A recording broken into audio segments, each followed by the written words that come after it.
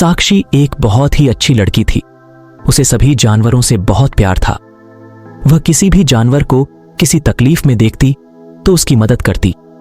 साक्षी के घर में बहुत सारी टोकरियां थीं। साक्षी उन टोकरियों को सजाकर रखती थी और उसके घर में उसने कुछ जानवर पाल रखे थे, जैसे कुत्ता, बिल्ली, खरगोश, तोता। वो अपने सभी जानवरों को उन टोकरियों में रखती और उनके साथ बहुत खेलती। साक्षी के घर को सब छोटा चिड़ियाघर कहते थे। एक दिन साक्षी बाजार जा रही थी। रास्ते में उसे बिल्कुल छोटा सा कुत्ते का बच्चा दिखाई देता है, जिसकी अभी आंखें भी नहीं खुली होती। साक्षी जल्दी से जाकर उसे उठा लेती है और कहती है, ये कितना प्यारा है, लेकिन इसकी माँ कहीं दिखाई नहीं दे रही। वह उस बच्चे की माँ को बहुत ढूंढती है, लेकिन उसे वह नहीं मिलती। वह उसे अपने घर ले जाती है, लेकिन उसके पास उसके लिए कोई टोकरी नहीं होती। वह उसके लिए बाजार में बहुत सारी टोकरी देखती है, लेकिन उसे कोई टोकरी पसंद नहीं आती। वह मायूस हो जाती है और घर वापस आ रही होती है। तभी उसे मंदिर के बाहर एक बहुत ही सुंदर टोकरी दिखाई देती है। कितनी सुंदर टोकरी है, लेकिन इसे ऐसे कौन छोड़ गया? मैं पंडित जी से पूछकर ये टोकरी घर ले जाती हूँ। साक्षी मंदिर के अंदर जाती है और पंडित जी से पूछती है, पंडित, क्या मैं ये टोकरी ले जाऊं? हाँ बेटिया, वैसे भी ये यहाँ पड़ी ही है, पता नहीं कौन छोड़ गया। साक्षी वो टोकरी घर ले जाती है और उसमें छोटा सा बिस्तर लगाती है और उस बच्चे को उसमें रखती है। जैसे ही वह बच्चे उस टोकरी में जाता है, वह इंसानों की भाषा में बात करने लगता है और बाहर आते ही फिर से वैसा हो जाता है। साक्षी चौंक जाती है और सोचती है, ये कैसी टोकरी है? एक काम करती हूँ, किसी और जानवर को इसमें डालती हूँ। साक्षी अपनी बिल्ली को उस टोकरी में रखती है।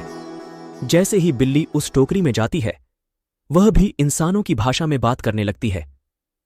अब साक्षी समझ जाती है कि ये टोकरी का ही कमाल है और साक्षी उस टोकरी को संभाल कर रख देती है और उस डॉगी के लिए दूसरी टोकरी तैयार करती है। लेकिन जब भी साक्षी को किसी जानवर से बात करनी होती है, साक्षी उन्हें उस टोकरी में डाल देती है। साक्षी को बहुत अच्छा लगता है जब जानवर साक्षी को जब अपने मन की बात बताते हैं।